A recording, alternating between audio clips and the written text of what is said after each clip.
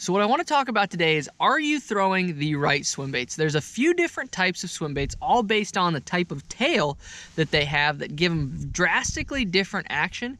And it's no secret that they make up an entire giant portion of the fishing industry, let alone the bass fishing industry. And so I really want to break down the different types of tails and how to tell if you're throwing the right swim bait versus the wrong swim bait, and how to correct that to catch more fish based on the water temperature and the time of year.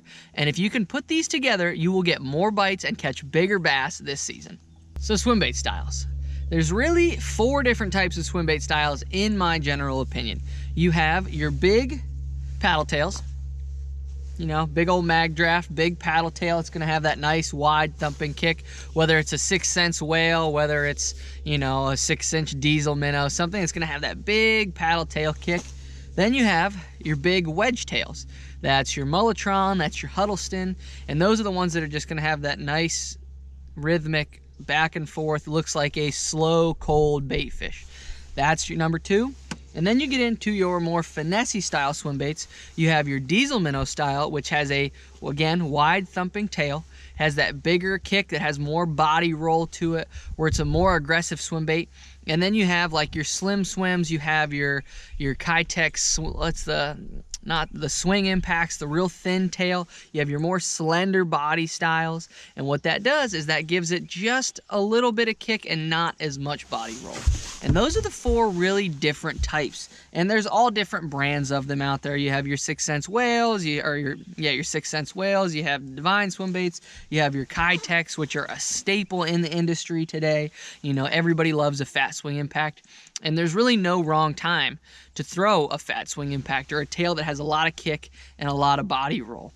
It's a great swim bait. It's just like the diesel minnow. They have great action, but there's times where one works better than the other.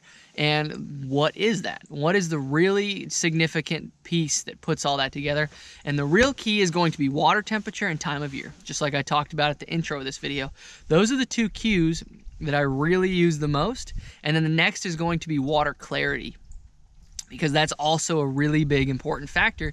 Because as you might think, the dirtier the water, the bigger swing you're gonna want that tail. You know, I'm not gonna throw a Huddleston style bait that has a real subtle action in dirty water. We're on Santee Cooper right now, and one thing that everybody knows, people catch fish on a big mag draft on Santee Cooper because the water's dirty.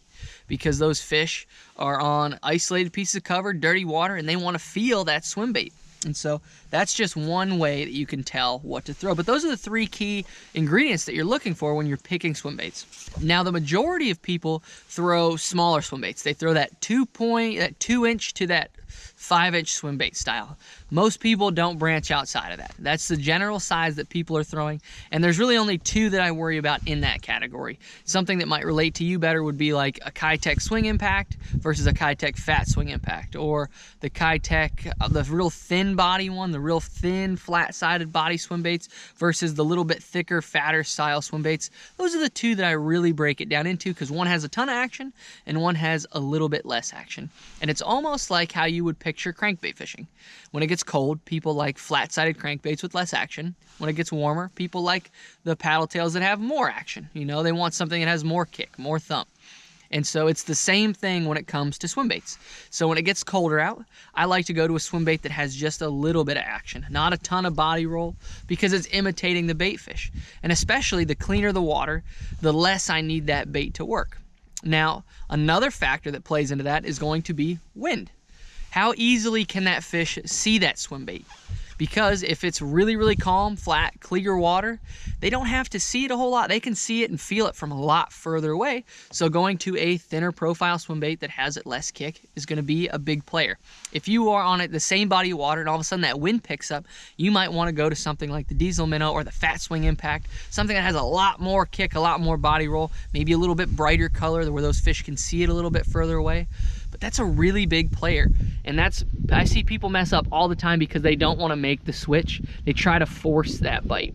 And something is, a professional angler, one thing I have to think about all the time is how to look at it from an outside perspective. Almost like if you were watching me on TV or watching an Elite Series event, when you're watching a guy, it's so easy to look at it and go, well, dude, the conditions changed, to switch. But when you're in that moment, you go, okay, well, I've caught all my fish on this one. I don't want to go to this one because I don't have the confidence for it yet. But you have to look at it from that outside perspective to change that up. So that's really the two key times where I'm going to throw each of those. The warmer that water gets, I want to go with more kick, more thump. The dirtier the water gets, more kick, more thump. And the less those fish have visibility, wind, cloudy, more thump. Now the cleaner the water, the colder the water, less thump. I want to go to a little bit thinner profile, and I will have all these baits linked down below as always, because it's just going to be easier for those fish to see it, and it's going to imitate the bait fish better. Now when we get into these bigger style swim baits, we're going to relate it kind of the same way. This is your bigger, more thump, your bigger paddle tail versus that wedge style tail.